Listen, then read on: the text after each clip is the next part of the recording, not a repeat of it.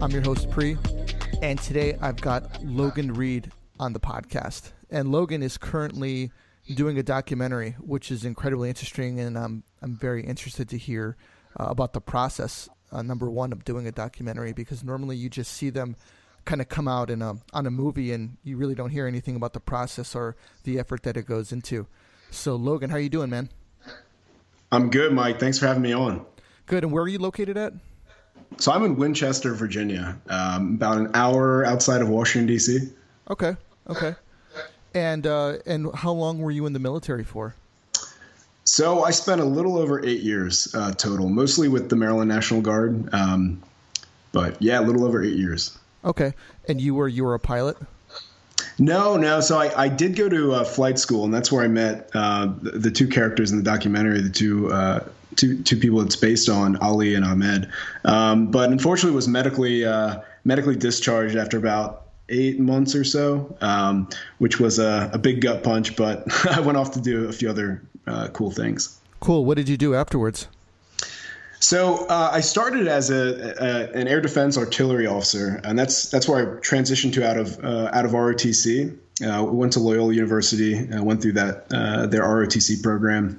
So went to Fort Sill, trained up as an air defense artilleryman. Transitioned out, went into an aviation brigade where I took over their ATOM cell. It's an air defense airspace management cell, monitoring airspace and such. And I was, offered the opportunity to attend flight school back in 2015, and I said, hell yes, absolutely. So I went to Fort Rucker. Went through SEER school, all the Aeromed courses, started flying the TH-67, which is just a small civilian-style helicopter, and started getting really motion sickness in the cockpit. So we tried a bunch of different techniques, but unfortunately it didn't work out. I came back to the aviation brigade and assumed the air defense responsibilities, took up some information operations, and then deployed in 2017, spent time in Iraq, Syria, Kuwait, was the force protection officer for the brigade, as well as the Iraqi partnership officer, which was a fantastic experience. And then following that, I took a 8-month rotation in Germany, where I was did budget management and some liaison work, and transitioned home early. Let's see, I guess late 2018, and then started my separation from there. How was your separation from the military? Like, what was that? What has that experience been like? Yeah, so it's still in process. Actually, it's unique. So, active duty, I think it's a little bit straightforward. You serve your commitment, and then you go through the out processing, you get your DD-214, and it's kind of sayonara. For me, I'm transitioning from, an active Maryland Guardsman, where you typically train 1 weekend a month, 2 weekends a year, and then going into the IRR, which is the Independent Ready Reserve. You essentially go to a one-day muster a year, so you're not completely separated. Meaning I could, go back in pretty much whenever I wanted to, but also you have the chance of being called up in the event of some type of issue going on in the world or stateside. But right now, you turn in all your gear, you get your you make sure all your records are straight, and then it's just a waiting game, waiting for the tag, the top officers in the Maryland National Guard to sign the appropriate paperwork, and then you're transitioned after that. So as of right now, it's still kind of a waiting game to get all the paperwork finalized. I actually got called up on the Inactive Ready Reserve back in 2008, and wow. It was crazy. I was at work and I came home and my mom was like, "Hey, there's something on the piano for you," which the piano was right by the door, and it's kind of where we used to put the mail. And I look over and it's this manila folder, and I'm like, oh God, I know what that is. The font, I could just tell from the front. I'm like, that's definitely from the Department of the Army. And I opened it up and they're like, yeah, you've got orders, I think it was right in the middle of August, and I had orders to go to Fort Jackson, South Carolina, relax in Jackson, and I went, and I got down there, and we had to do you got to do medical and stuff, and my shoulder was all jacked up, and they were like, yeah, you're not fit for duty anymore, and they sent me back home. Yeah. But, go ahead. I'm sorry. No. I was just going to say I had the opportunity to work, with some fantastic NCOs throughout my military career, and during my turn-in process, my gear, they said the same thing. They're like, sir, there's a high likelihood of being called up, and I was like, don't say that. Knock on some wood. Yeah, you know what? It seems like nowadays it's not as back in '08, we were like in hardcore war at the time, and it was really, really going on. It seems like it's somewhat, it's tapered off a bit. Right. But hopefully, for you, if you don't have to go back. So you're currently doing a documentary, and could you tell us the basis of the documentary? Yeah, absolutely. So like I mentioned before, I attended flight school back in 2015. There we had a pretty large international student body kind of alongside the U.S. soldiers. So, we had soldiers from the Iraqi Army Aviation, the Afghanistan Army, Saudi Arabia. So really interesting experience from the start. And that's where I met Ali and Ahmed. They were both from Iraq, grew up in Baghdad. And so we, through flight school, we developed a really great bond. Ali was my stick buddy in the beginning. Stick buddy is the person you study with, you initially fly with, you really do everything with. And it's funny when we sat in the class and during the selection time when our instructors were letting us know who our stick buddy was, I thought to myself, and this was really before getting to know Ali and the guys, I was like, please God, do not pair me with any of them. Like, please do not do that. And my thought was, obviously communication in the cockpit is critical. And, if I wasn't able to communicate effectively, something bad was going to happen. So I'm sitting there just thinking to myself, please no, please no. And, my luck, and it turned out to be the best thing that could have happened. But my instructor says, all right, Logan Reed, your stick buddy is Ali Hafedh. And I was like, all right, great.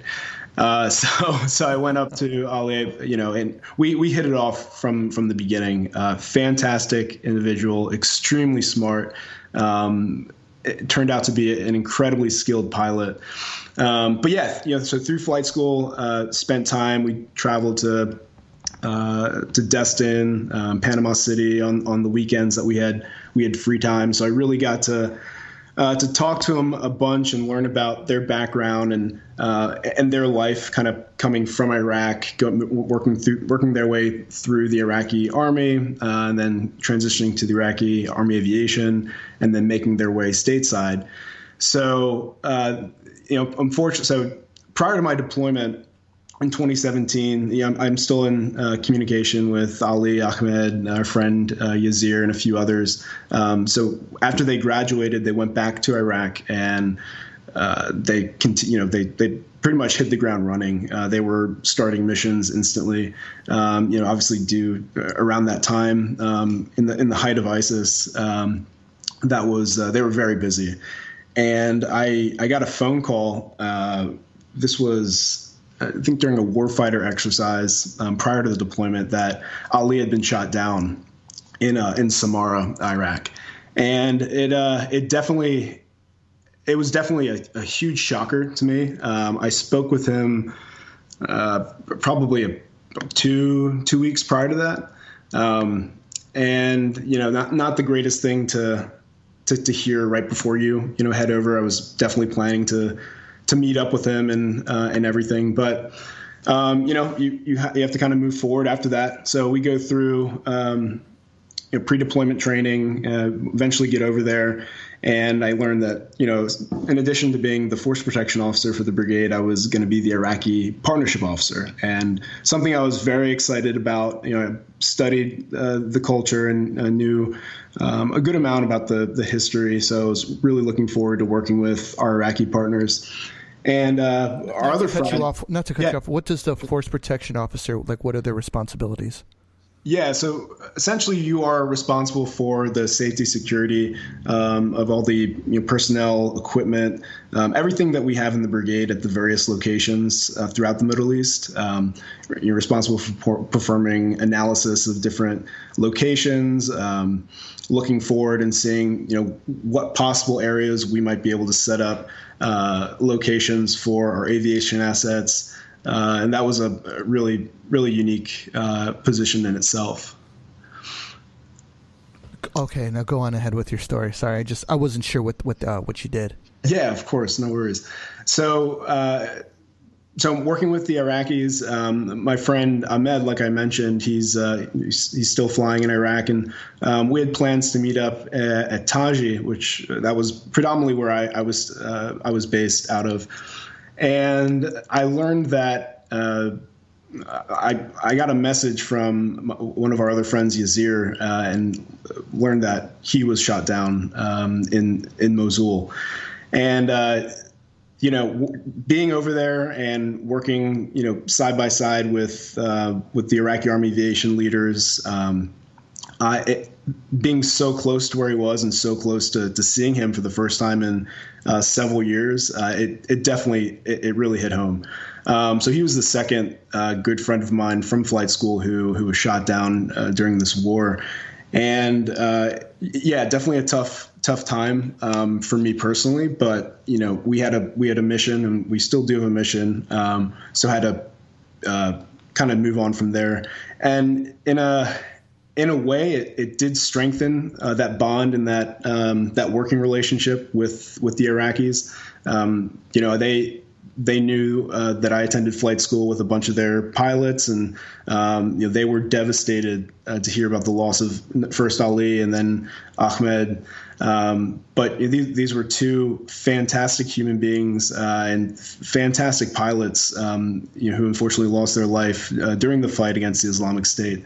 But those are two out of many who have unfortunately perished.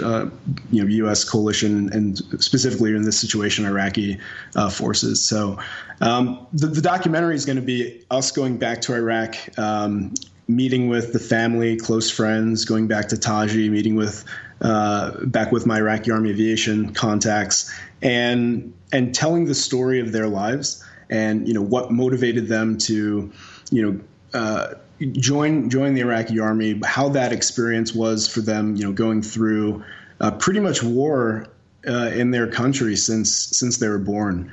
Starting with the Gulf War, Desert Storm, Desert Shield, transitioning to the surge. I mean, that's pretty much all they've known since they grew up. But knowing them personally and how incredibly passionate they were about defeating ISIS, number one, but also they had such patriotism for the United States and what we were doing, which I think that's what hit me the most. Is I had my preconceived notions of motivations and everything, but they completely changed my mindset. So the story is going to be their lives through the Iraqi people's eyes, telling their story. It's got to be unreal, because they, you grow up in this kind of environment, and then you head to America to go to flight school, and then you meet friends, American friends, and then you head down to Panama Beach for the weekend, and you look around and you're like, here it's like, is there even a war going on? When all of their lives, all they've known is really war. And that's got to be somewhat jarring for them. Did they ever talk about like their experience in America? Absolutely. That was a huge, we had times where we would, be very strict with studying. There were times where we would just lounge on the beach and relax. But, just looking at them, you could tell how much they appreciated every moment being here. And they missed their family and they missed home, and they had so much pride for their own country. But the experience was unreal. I know that leaving was tough. One of our friends has actually transitioned from Iraq. He's now living and working in the United States. But it was a fantastic experience for them, and they appreciate democracy. And I think we had multiple conversations about how they could develop as leaders in Iraq and help form and morph the government and the culture, and continue leading Iraq to a positive light and keep driving great change. And a lot of it was based off their personal experiences here in the United States, and just all the opportunities that we have here that they would love for other Iraqis to eventually get. So what point in the documentary are you right now? So we just finished our first round of Indiegogo funding, and to be honest, this is the first documentary that I've ever decided to jump in. So it's been a learning process from day one. I had this idea, and even during flight school, I talked to Ali, Ahmed, Yazir, a few of my other buddies about doing some type of movie on Iraq and the transition, just because they were two incredibly influential people in my life. The documentary just took a much different turn, learning after their passing, and I really wanted to focus this on their lives and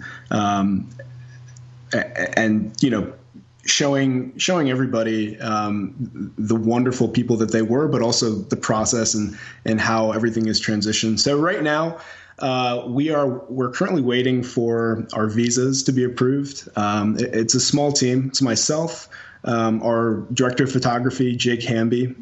He's a freelance cinematographer, does incredible work. He worked on the set of Netflix House of Cards, has done a few independent films, Where the Road Ends, which is in process right now. Incredibly skilled. And so that was the initial. So I had the idea. I knew that me running around in the desert with a camera was probably not going to look so great. So my first step was finding somebody who believed in what the mission was, what we were trying to do, but also somebody who was incredibly skilled with shooting a documentary. So I posted on my social accounts, and I had some friends post who have a little bit bigger following, and I got a good amount of responses, and I was surprised at some. So we had people from some major news networks reach out. We had Nat Geo photographer reach out, and then I had brief conversations with a lot of them, and they had great experience. But my first call with Jake, we talked on the phone for about an hour and a half. He was a former combat cameraman in the military, and he's been back after getting out and was embedded with a few different militias filming, and he believes in the project just as much as I did. So it was just a perfect match. And the other team member that we have is CJ. CJ was my interpreter during my Iraq deployment. One of the best human beings I've ever met. I'm really excited for the world and for people to see more of CJ. Anyone who's met him knows just how big his personality is, how big his heart is. But he's been serving, supporting the U.S. military since the surge. Went to school in Baghdad for computer science. U.S. troops came. His first experience was a team of Marines came through his town, and his English was okay at the time, but good enough to be an interpreter. and he said, "How can I help?" So he tagged along, and worked his way, and he eventually got his citizenship through his service. So he's still living in Baghdad, but we will be meeting up with him when we go over. So that's where we are right now. That's really interesting, and to hear about your cameraman, that's got to be really hardcore to be, running around with a camera and with no weapon, just trying to, taking a, kind of a bird's eye view from the ground, actually, of a perspective. There's a movie that came out recently. I think it's called A Private War, and it's about this woman who is she was a journalist, and she was trying to. She lost an eye during a conflict. Being a journalist, and you really don't hear a lot about those people. You get the photos and you get the stories, but you really don't hear about those people very often. When meeting this guy, did him being a veteran kind of sway you in a way because maybe he kind of maybe understands what you're trying to do or something?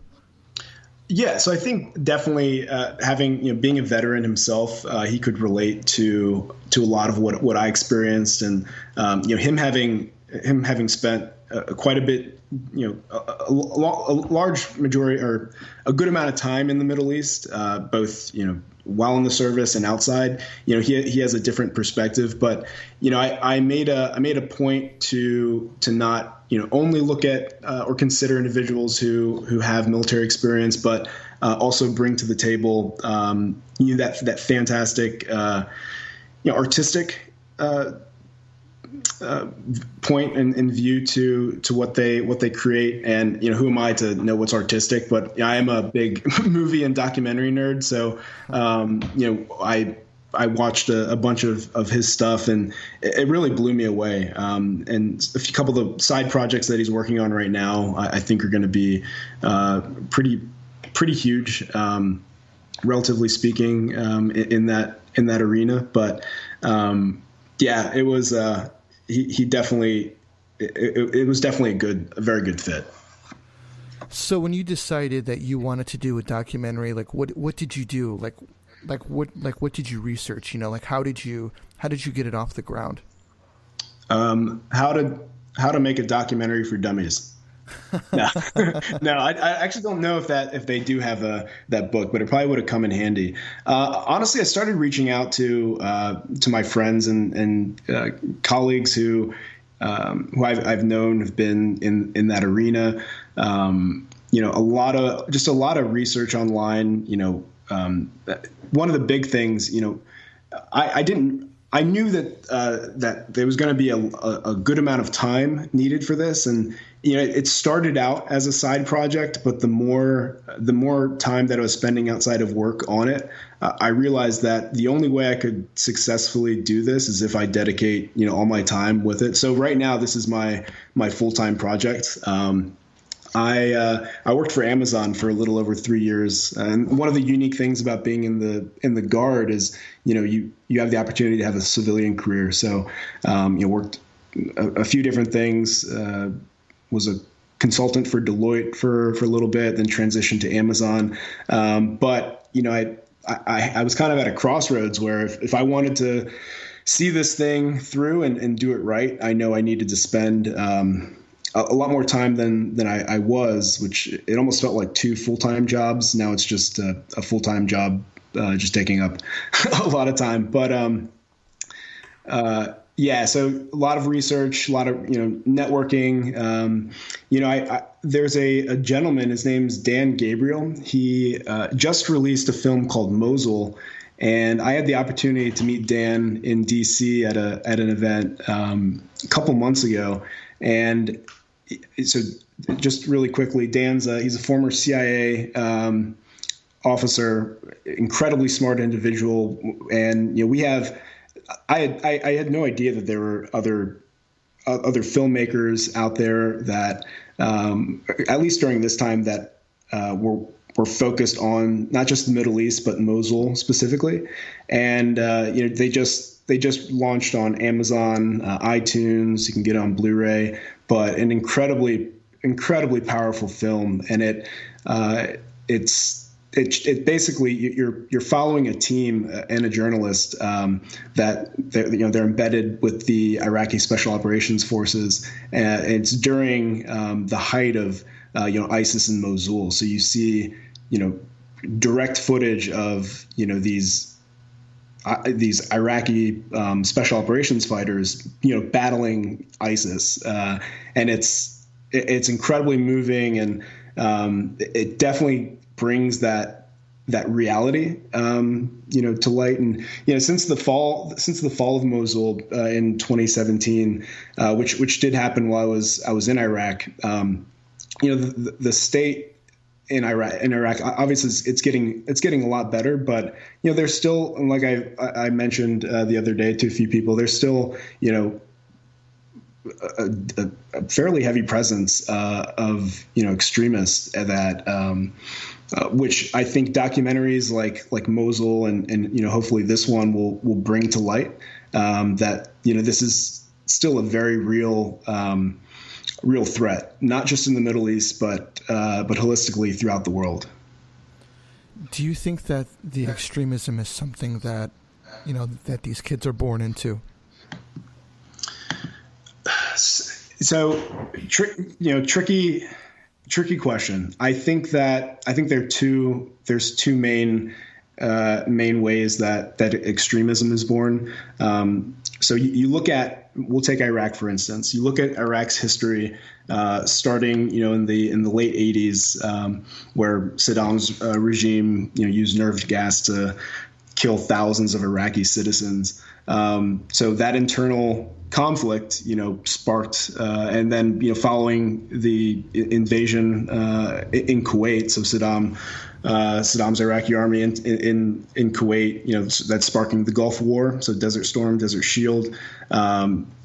Moving forward, 9/11, that, and then our response, U.S. coalition responses. I believe it was March 20th, 2003, when Iraqi freedom began, and we had 250,000 U.S. soldiers invade Iraq, and then 50,000 British soldiers, and a bunch of other coalition forces joining. And you have to look at the kids growing up. The Iraqi kids, it doesn't matter Sunni, Shia. These kids are growing up only seeing war and conflict and violence, and you have to think, if they don't, number one, if they don't know clearly, who's good and who's bad, and let's say family members of theirs get killed, that's going to spark a lot of anger and a lot of hatred for whoever they thought is responsible, and then couple that with individuals like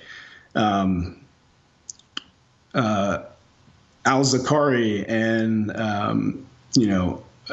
Abu Bakr al-Baghdadi, who was the ISIS leader, just flooding the minds of these youths and even young adults with these extremist views. So I think on one hand you have children growing up in a war-stricken location, not much direction, really not a great understanding as to why certain things are happening, and they're going to try to grip on and hold tight to something that makes sense. And if you have a influential figure, regardless of what they're preaching, if they're taking you in, then they're going to go that way. You also have, and one of the extremely disconcerting and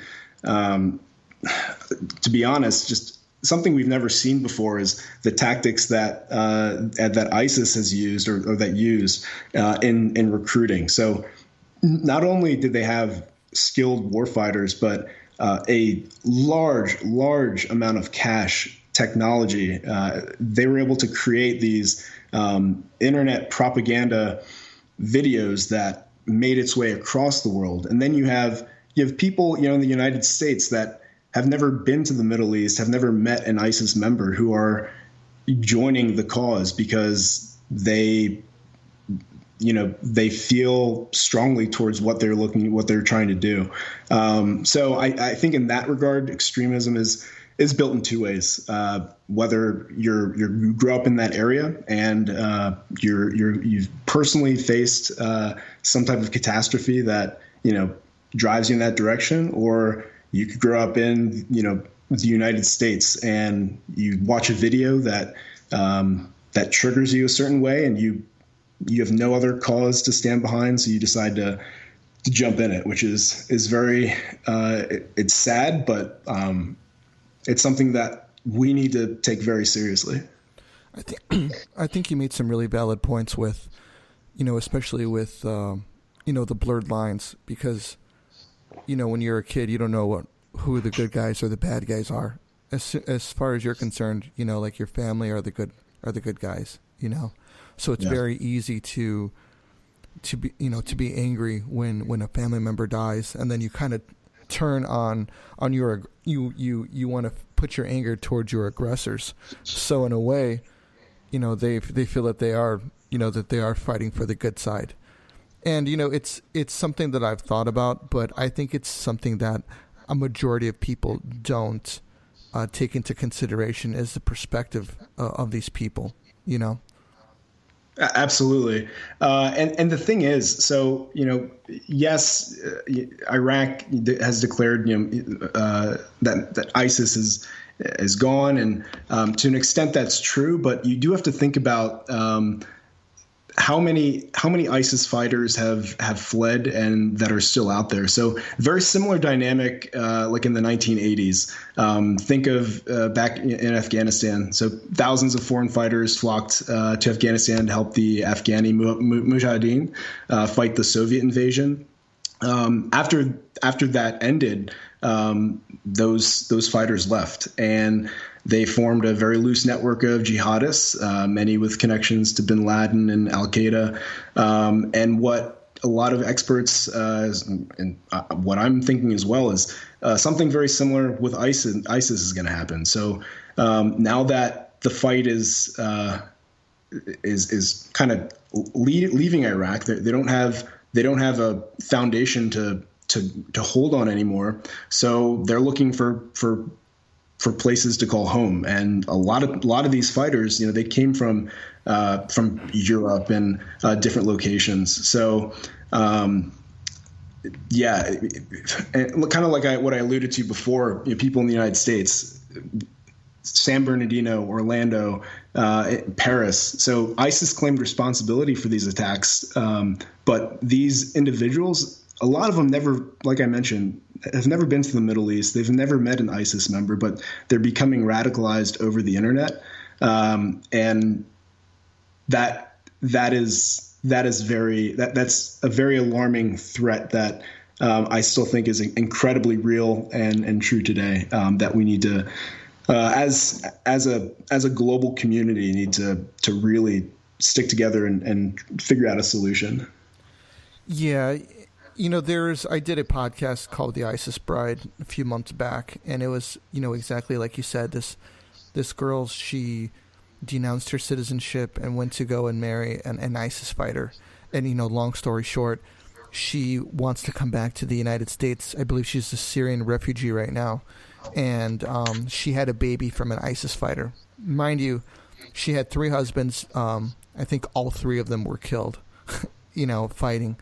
And she wants to come back, but it makes you wonder, why would you want to leave the United States to go and fight, and join ISIS, other than, I don't want to say being brainwashed, but maybe it's a classic case of, your recruiter kind of promised you something and you got something completely different.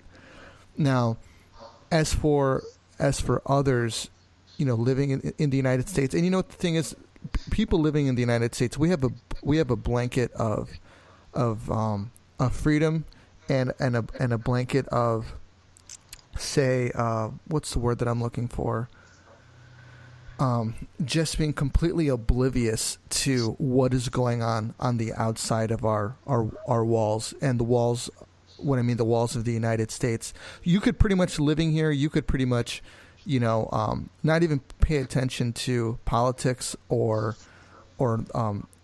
world politics, and you could probably, just go your whole life without looking into any of it, being unaware of it, and living a good life here. That's not necessarily the case on the outside of the United States, and I think that having that kind of freedom is kind of like it's kind of a bad thing, because people start looking at only the bad things that the United States is, and not the good things that it is. And I think that there's a lot more good things with the United States than there are bad. Do you think that because maybe we have it so good in the United States that people look for the wrong and are looking for a cause to get behind? Yeah, I would absolutely agree with that. I think, in today's technological age, you can completely shut out everything on the news. You can shut out politics. You can go to work, come home, get on Facebook. You can tailor your what you're seeing based on your interests. You can watch whatever whatever celebrity television show you'd like, and completely just disconnect from what's going on. And I'm not a psychologist, but I think there's a great deal of people not wanting to feel. And when I say feel, people are busy in their everyday lives. Every family, every individual, they go through their own personal life struggles, and I think some people they get overwhelmed to the point where if they start opening up their purview to other things going on that may very well impact them in a certain way. They could either think that they're going to be thrown off their game, they're going to change the way that they're living life, and that's not something that they want to do. But you look at the media today, and whether you're watching Fox News, CNBC, CNN, every news network, they're biased in one way or the other. It's very tough to find an unbiased news source, and depending on which direction you lean, that could be good. I personally enjoy reading Al Jazeera, and I'm a Republican, so I do watch Fox News, but I probably split my time watching CNN and MSNBC because I like to get a holistic view of everything. And but I agree with what you're saying. I think it's very easy for people to kind of put that mask on and really kind of not think about what else is going on. One of the problems with, I think that it's fine, that people are, Democrats or they're, Republicans. What I don't think is good is that you have people that are on the far left and you have people that are on the far right. And I think the media, they concentrate on these people that are on the extreme left and these people that are on the extreme right. So when people watch the news, they're like, oh, all Republicans are like this, or oh no, all Democrats are liberals. Everybody is like that. And that's not necessarily the case.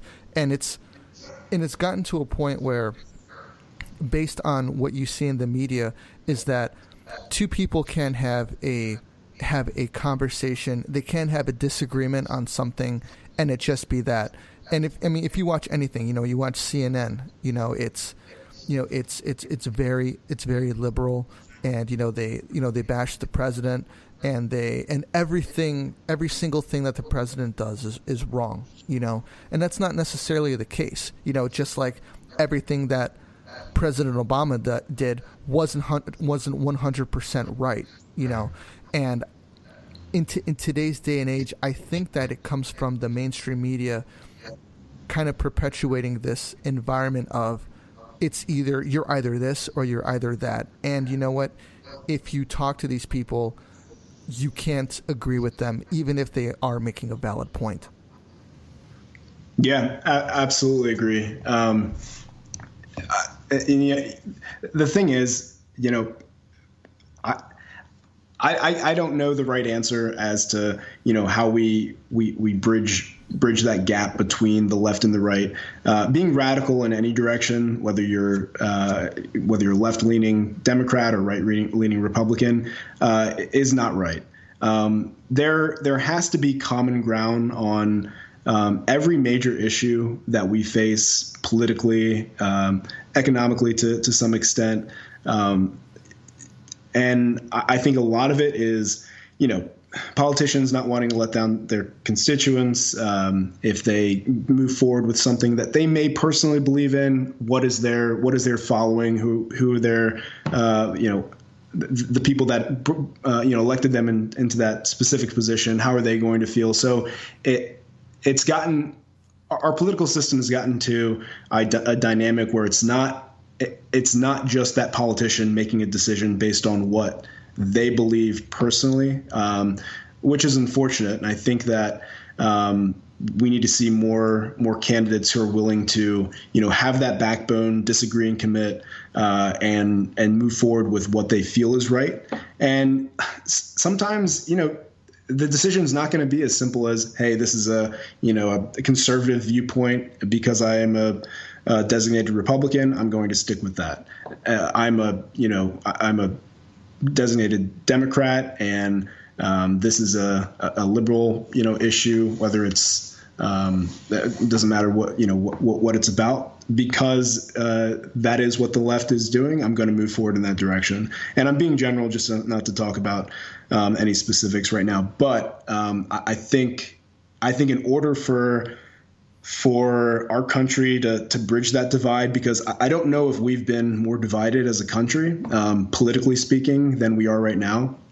And I think what we need is we need more candidates and more individuals coming to help bridge those gaps, to not be afraid to talk about the very real issues that are going on, to not be afraid to agree with the left in some aspects, to agree with the right, and kind of bring those far left and far right radical individuals and groups more towards the center.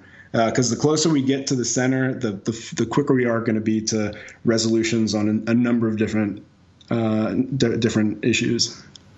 I agree. And, I was watching Dan Crane's his Instagram account, and, he sat there and he was taking questions from kids at a college. And this kid was telling him that he needed to be, ashamed of his military service, and which I think is an incredibly bold thing to say to a Navy SEAL war veteran with an eye patch that is now a congressman, that he should be ashamed of his service. I thought that was absolutely ridiculous. And I think that kids, especially college kids nowadays, they want to get behind a cause, say, a lot of them they support socialism for some god-awful reason.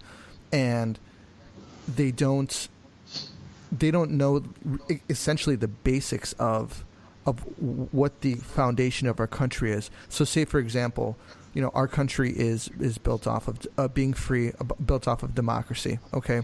And you have, say, a country like Iraq that had a dictator, and I think that they kind of want to, because they're so used to, living here and it being so great, that they kind of want to try out some of these more radical ideas, and I don't think that it'll work out.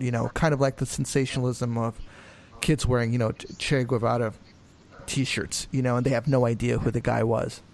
Do you think that maybe colleges these days they're not teaching they're teaching their own political agendas instead of just being a pure unbiased teaching institution?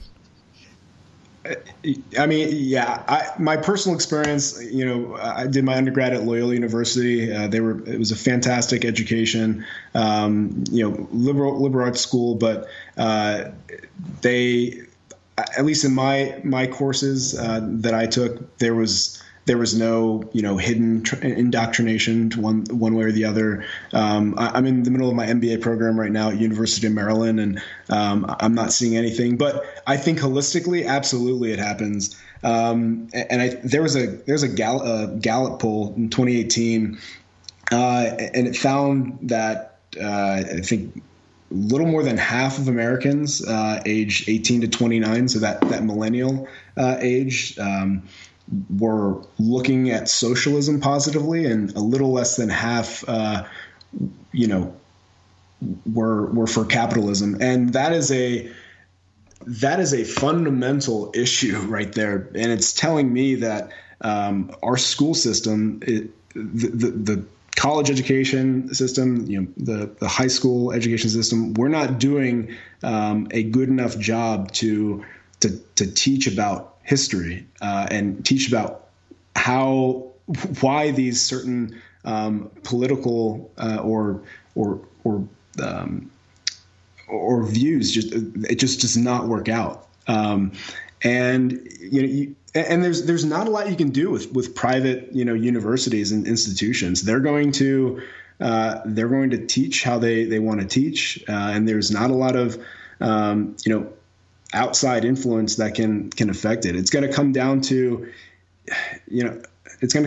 parents and future college kids when they're looking at schools to ask those tough questions and try to get a sense as to, if this is going to be an unbiased education where they're not going to be, whether it's just flat out indoctrinating, individuals thinking one way or the other, or if they're going to, provide factual based lessons. And a lot of that, sometimes it's not even a university as a whole. It could be a handful of university professors that feel a very strong way and throughout their lessons and classes. And all it takes is, one or two, maybe 3, 4 professors in a university to get a few really motivated individuals who, and going back to the example with the Iraqi kids, obviously a much different experience growing up in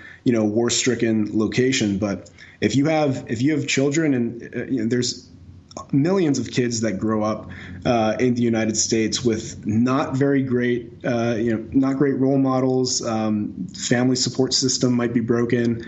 Not a lot of direction in life, and they find their way. They find a way to get to university, and the first person to deliver any type of meaningful or impactful messaging across to them, a lot of them are gonna cling to that, regardless of if they, maybe deep down they do believe it or not. But if that messaging is continuously passed to them, yeah, they're gonna cling to that, and that's what they're going to, live their life at and move forward with. So it's unfortunate, and I don't have the right answer right now as how to best go about and fix it. I think a start would be for Bernie Sanders to stop doing what he's doing, but we can do that another day. It's funny. Alexandria Ocasio-Cortez, she's obviously a fire pole of criticism for Fox News, which I find kind of funny. But a couple things that they don't talk about was she was battling I believe it's the DNCCC. I think it's 3 C's. And what they were doing was they were trying to blackball firms that are essentially running campaigns and helping smaller individuals that are trying to run for Congress or office, and pretty much just blackball them, that they can't work with anybody if they work with these people. And she was trying to bring that to light. Her and a couple other freshman Congress people were they're battling the Democrats over that. And you know what? obviously I'm not too big of a fan of hers, but that's not really getting a lot of playtime in the media, and I wonder why. And what it is what they're trying to do is the reasoning behind it is that I'm not going to quote them, but what they said was we want to what was the wording that they used? We want to protect our constituents, and we want to keep the Democrats in Congress. In other words, they want to hold on to power, and they want to keep the people that they have in power right now in there for as long as humanly possible. And I think that that's wrong. And her, fighting these people on it, I think that it should get more playtime. I don't know. Have you heard of that? A little bit. I respect, specifically if we talk about AOC, I respect the position. I respect, her working her way to get in that position. Adam, 100% disagree with probably 99.9% of things that she says. And honestly, if you know, and I hate to say if you know anything, you would agree, because she does have such a massive following. But that following is based off of emotions, and when people are emotional, they're going to believe in nonsensical arguments. They're not going to look at facts, and yeah, unfortunately, that's how it is. Right. So to move on, because we kind of trailed off there, but that was fun. Just a little bit. What do you have left in the documentary, in the filming process? Yeah. So, like I mentioned, right now we're waiting for the visas. Had a couple meetings at the Iraqi embassy in DC. Met with the Iraqi attaché. We have some contacts over in the MOD and on the Iraqi side, Iraqi Army Aviation. The Iraqi Army Aviation is 100% supportive of this film. However, the decision for us to go over and do the things that we're looking to do, it requires a much higher level of approval. So once that the visas are approved, our time frame is we're looking at early August going over. Now, that could shift left or right, like I said, depending on the visas, but we have what we need to get over and film. The funding that we raised on the Indiegogo campaign and the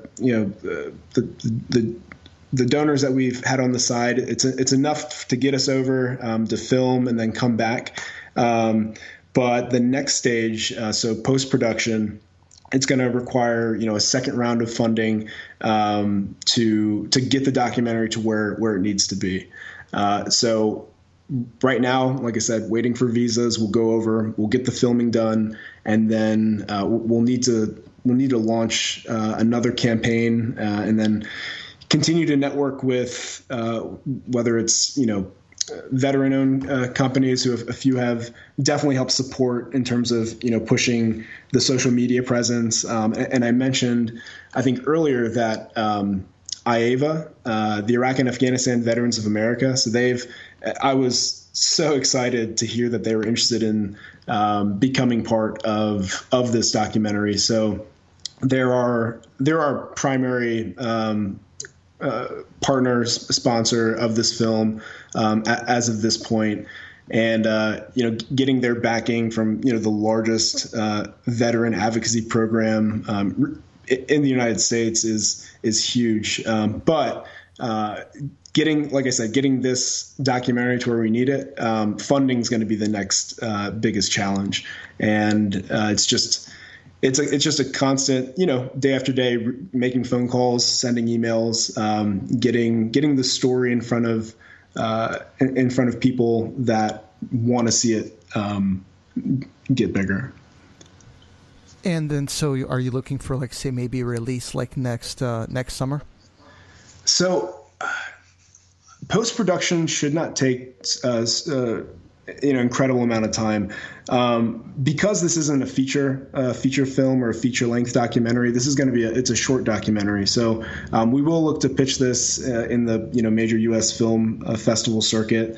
We're looking at anywhere from 25 to 35 minutes in length.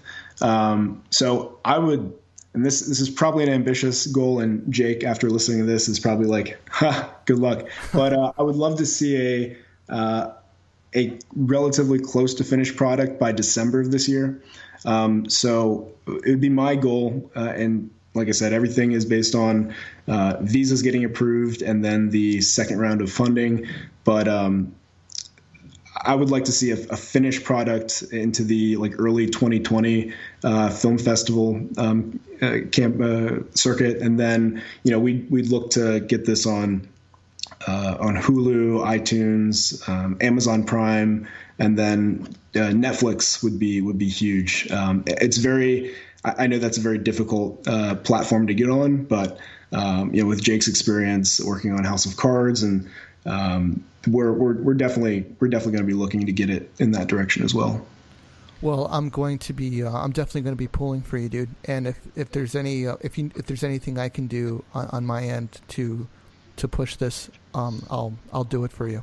Yeah, I appreciate that, Mike. Just having the opportunity to come and speak on your show is huge, and I really appreciate the time that you took to do that. Yeah, man, I appreciate your service, and I appreciate you coming on the show, man. It sounds incredible, and I'm very excited to hear the finished product. So we're going to be pulling for you over here, man. And once again, I appreciate your time. Is there anything that in closing that you would like to say to anybody out there? Just that,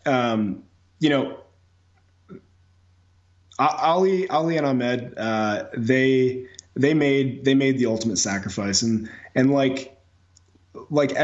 most people here living in the United States, you either know a service member or you have a family member who served. You're somehow connected to somebody who served in the armed forces, and if you've unfortunately gone through an experience where you've lost a loved one due to serving, it's a different level of feeling. And the biggest thing I'd like to push out is there are militaries and coalition forces, people groups and militaries that the United States that we work with, that there are those families in those countries as well, and they have the same feelings, and regardless of the culture, regardless of the background, regardless of how they've grown up, at the very human sense, we all feel the same things. And Ali and Ahmed, they did give that ultimate sacrifice. And the biggest thing, I want people to understand that thousands of miles away, we're really not all that different. And I'm looking forward to hopefully sharing that through this film. Awesome, man. Well, I echo those statements, 110%. So once again, thanks for coming on the show, Logan. And everybody out there, be sure to. Do you have a website, your social media that you want to share? So we have a Facebook page, Farsan Mosul, a short documentary. You can find it on Facebook. Our Instagram account is Farsan Mosul Movie. We're on Twitter, Farsan Mosul. But yeah, we'll be hopefully launching the next round. Probably be either a Kickstarter or something like that. But more information to follow. Those are the three primary accounts right now. Awesome, man. Well, guys, thanks for listening. This is all that we got for you today. This is Logan and Pri out.